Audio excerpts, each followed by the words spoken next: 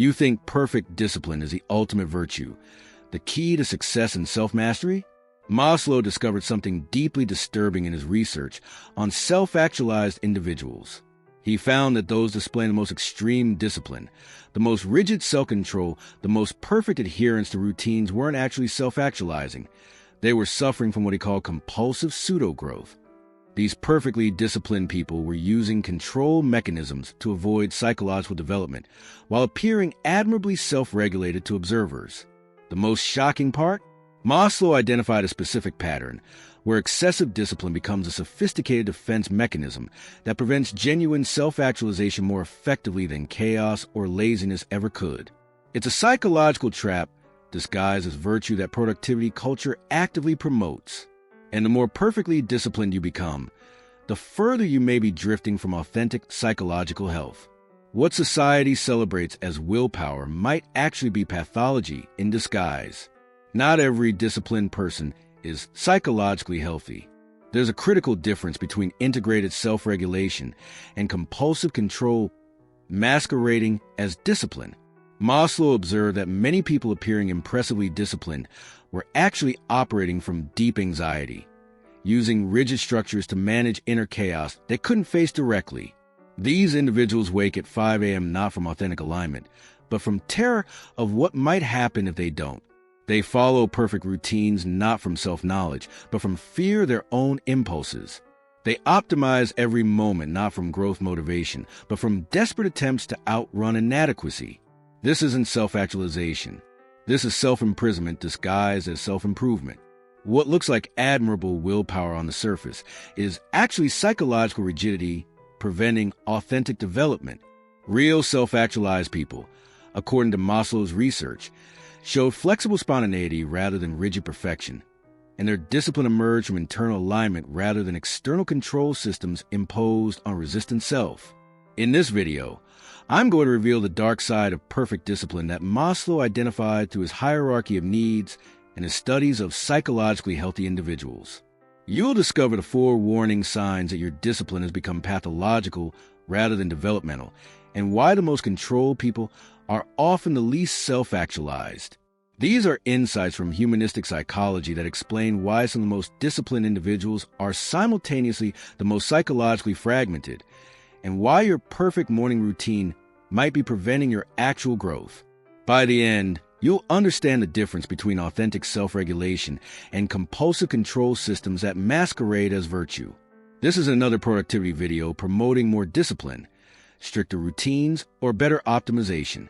This is humanistic psychology applied to the shadow side of self-control that the productivity industry deliberately ignores.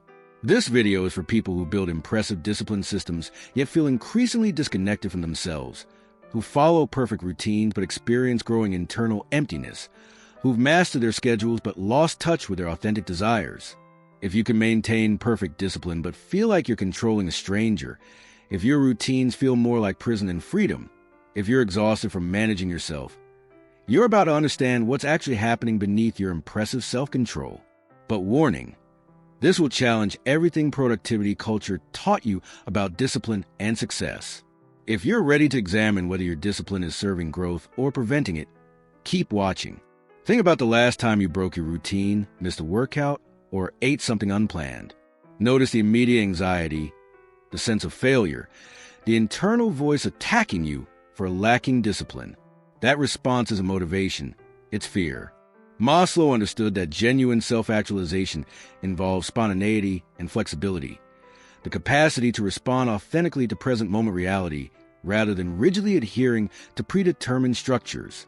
When your discipline is driven by anxiety rather than alignment, when breaking your routine feels catastrophic rather than adaptive, you're not practicing healthy self-regulation. You're managing terror through control. The psychological weight of this pattern accumulates invisibly over years. You build increasingly elaborate systems to govern your behavior, optimize every hour, eliminate spontaneity, structure every variable.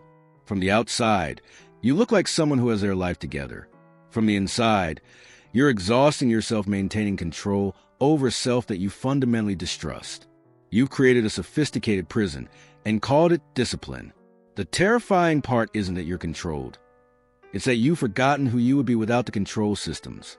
Your authentic desires, spontaneous impulses, and genuine preferences have been so thoroughly suppressed that accessing them feels dangerous.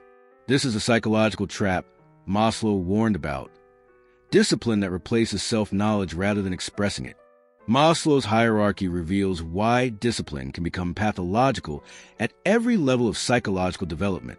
At the physiological level, extreme discipline around food, sleep, or exercise becomes disordered when it's driven by body control rather than body wisdom. You're not listening to your organism. You're dominating it through rigid rules. At the safety level, excessive discipline becomes a defense against anxiety. You create routines and systems to manage fear of chaos, uncertainty, or loss of control. The discipline isn't serving growth. It's managing terror.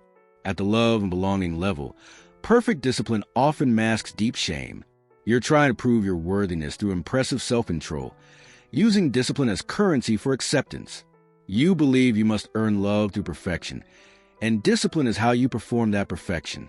At the esteem level, discipline becomes entangled with identity and ego. You've built your entire self-concept around being the disciplined person, and any deviation threatens your sense of self. You're not developing. You're defending an identity structure. None of these are self-actualization.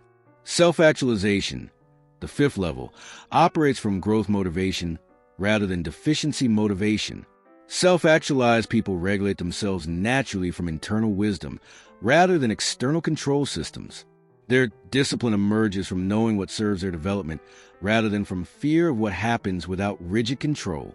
Here's the foreshadowing that reveals the entire pattern. Maslow found that the most self-actualized individuals appeared less disciplined by conventional standards because they were more responsive to actual present-moment needs rather than predetermined routines. They ate when hungry rather than at scheduled times. They slept according to their body's needs rather than optimization protocols. They worked from inspiration rather than forced productivity systems. This looked like lack of discipline to observers operating from lower needs, but it was actually superior self-regulation based on integrated self-knowledge. The paradox is devastating. Perfect discipline often indicates you're stuck in deficiency needs, using control to manage anxiety rather than expressing authentic self-actualization. The rigidity isn't strength. It's fragmentation held together by willpower. And the more perfect your discipline, the more likely you're preventing the very psychological development you claim to be pursuing. Maslow documented case after case of highly disciplined individuals who were psychologically rigid, emotionally disconnected, and fundamentally unable to access authentic spontaneity that characterizes genuine health. Carl Jung studied this pattern extensively and called it identification with the persona. The persona is the social mask, the controlled presentation you show the world. When you become identified with perfect discipline, you're essentially becoming your mask while your actual self, with its messy desires, inconvenient needs, and spontaneous impulses, gets locked in what Jung called the shadow. The more perfect your discipline, the larger your shadow grows. Everything you control out of existence doesn't disappear. It accumulates in the unconscious, gaining power. Jung found that his patients with the most rigid self-control often experienced the most dramatic shadow eruptions, sudden binge behaviors, inexplicable breakdowns, addictions that seemed to come from nowhere. These weren't weaknesses breaking through. They were the authentic self desperately trying to be recognized beneath layers of compulsive control. The psychologist Karen Horney identified what she called the tyranny of the should, where people develop impossible standards for themselves and then exhaust themselves trying to meet those standards. She observed that perfect discipline is often driven by what she termed the idealized self, a fantasy of who you should be that has little connection to who you actually are. The discipline becomes a continuous punishment for failing to be the idealized version, and no amount of achievement ever satisfies because the standard itself is pathological.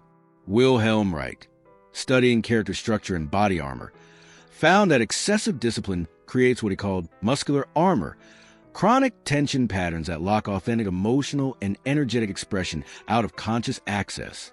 Your perfect posture, controlled breathing, and disciplined movement aren't just behaviors.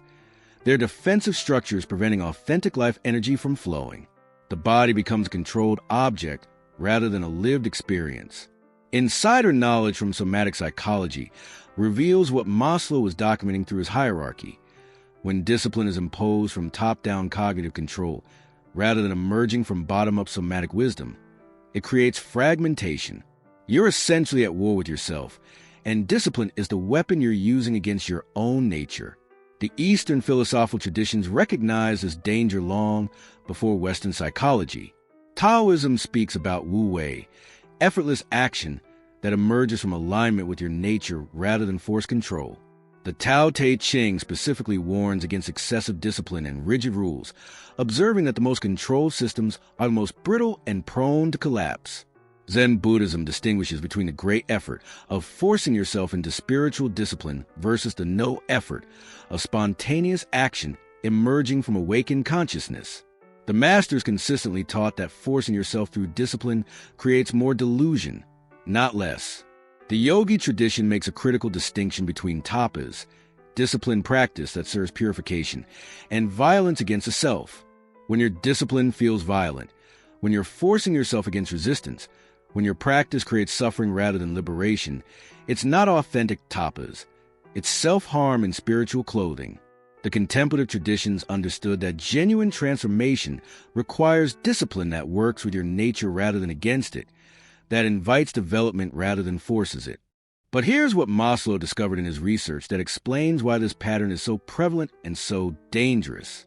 There's a specific mechanism that causes discipline to become pathological, and it starts with what he called the distrust of inner nature. Most people are taught from childhood that their spontaneous impulses are dangerous, that their authentic desires are shameful, that their natural rhythms are inadequate. You learn that who you naturally are isn't acceptable, and you must control yourself into an acceptable shape.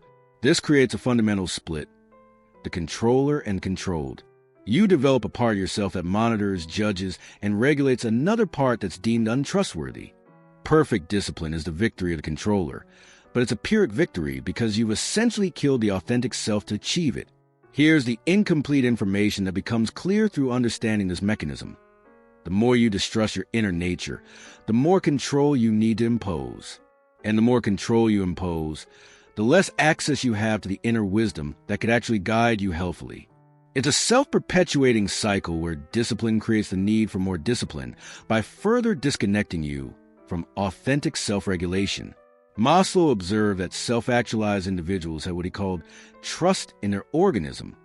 They believed their spontaneous responses were generally reliable, that their authentic desires pointed toward genuine needs, that their natural impulses served their development. This doesn't mean they acted on every impulse. It means they didn't fundamentally distrust themselves. They could be spontaneous without fearing they'd self-destruct. They could relax control without anxiety about descending into chaos. Their discipline, when it appeared, emerged from choice rather than compulsion, from wisdom rather than fear. The disciplined person operating from deficiency needs cannot even imagine this. To them, relaxing control feels like existential threat. Their entire psychological structure depends on maintaining rigid self-management because they fundamentally believe that without it, they would fail, indulge, collapse, or reveal themselves as inadequate. The discipline isn't serving them. They're serving the discipline, and it's become a tyrannical master.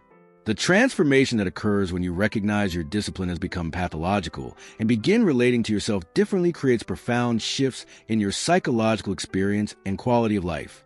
Remember that anxiety when breaking your routine, that internal attack when you fail to maintain perfect control, that begins to dissolve as you develop what Maslow called trust in your organism. You start distinguishing between authentic impulses that serve your well-being and defensive impulses that emerge from unmet needs. Your relationship with your body transforms completely. Instead of controlling it as an object that must be disciplined into shape, you begin experiencing it as a source of wisdom. You notice what foods actually nourish you rather than following external diet rules. You sleep according to your actual rest needs rather than optimization protocols. You move in ways that feel enlivening rather than forcing yourself through prescribed exercise routines. Maslow found that self-actualized individuals showed what he called superior perception of reality, which included superior perception of their own bodily and emotional needs. Your energy levels often increase dramatically, not because you're following better routines, but because you've stopped exhausting yourself with constant self-management. The chronic tension that comes from living in a state of self-imposed control begins releasing. Your creativity expands exponentially because creativity requires spontaneity, playfulness, and willingness to follow impulses that don't fit predetermined plans. Perfect discipline kills creativity by eliminating the space where genuine innovation emerges. Your relationships deepen because you become more authentic, less controlled, more genuinely present rather than performing the disciplined version of yourself. People can finally connect with you rather than your impressive facade. Your decision-making becomes clearer because you're accessing authentic preferences rather than following rules about what you should want. Even your sense of self becomes more integrated. You're no longer split between controller and the control, but developing toward wholeness, where self-regulation emerges naturally from self-knowledge. Now here's where the pattern reveals its full architecture, and where the hidden danger transforms into potential liberation if you understand what Maslow was pointing toward in his final research. The dark side of perfect discipline isn't actually about discipline at all. It's about what the discipline is defending against. When you examine your rigid control systems closely, you discover they're protecting you from something you're terrified to face. For some, it's chaos, the fear that without perfect structure, your life will collapse into disorder. For others, it's inadequacy, the terror that without constant achievement and optimization, you'll be revealed as worthless. For many, it's grief. The discipline keeps you so busy controlling the present that you never have to feel the pain you're carrying. For some, it's emptiness. The routines fill every moment, so you never have to confront the existential void you suspect lives beneath your activity. Maslow found that self-actualized individuals had confronted these fears directly rather than managing them through control systems. They'd faced their capacity for chaos and discovered they could handle it. They confronted their inadequacy and found their worth wasn't dependent on achievement. They'd felt their grief and survived it. They'd encountered the existential void and made peace with it. This is why they could be spontaneous. They weren't defending against anything anymore. The discipline you've built is proportional to what you're afraid to face. The more perfect your control, the more terrifying what you're controlling must be. And here's the liberating recognition. What you're afraid of is almost never as destructive as the control system you've built to manage it. The cure has become worse than the disease. If you relax your discipline, you probably wouldn't descend into complete dysfunction, but your fear tells you that you would, so you maintain control. Maslow documented a specific pattern in people transitioning towards self-actualization. They went to what he called control regression or temporary chaos, where they experimented with relaxing their rigid structures to discover what emerged. This terrified them initially. Many experienced anxiety, disorientation, and fear that they were losing themselves. But those who stayed with the process discovered something surprising. Their authentic self had its own wisdom, its own capacity for self-regulation that didn't require top-down control. They found that without forcing discipline, a natural rhythm emerged. Not perfection, not optimization, but something more valuable, authentic alignment between their actions and their actual nature. This is the psychological maturity that lies beyond compulsive discipline. It's not about becoming undisciplined. It's about discovering discipline that serves life rather than controlling it, that emerges from wisdom rather than fear, that's flexible enough to respond to reality rather than rigidly imposing predetermined structures. If you're recognizing yourself in this pattern, if you're seeing that your impressive discipline might be a sophisticated defense mechanism rather than genuine self-actualization, you're at a critical choice point. You can maintain the control and the safety it provides, or you can begin the terrifying process of relaxing it to discover who you actually are beneath the management systems. Most people choose to maintain control because the fear is too great.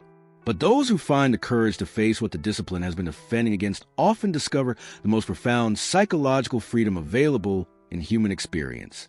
In the next video, I'm going to reveal the specific practice that Maslow recommended for people trapped in compulsive discipline, a counterintuitive approach that involves deliberately breaking your routines in structured ways to reconnect with authentic spontaneity. Until then, notice what fear arises when you imagine losing your control, what you believe would happen if you stopped forcing yourself into perfect discipline. That fear is the doorway to understanding what your control system has really been protecting you from. Subscribe if you want to understand the complete psychology of authentic self-regulation that productivity culture deliberately hides from you.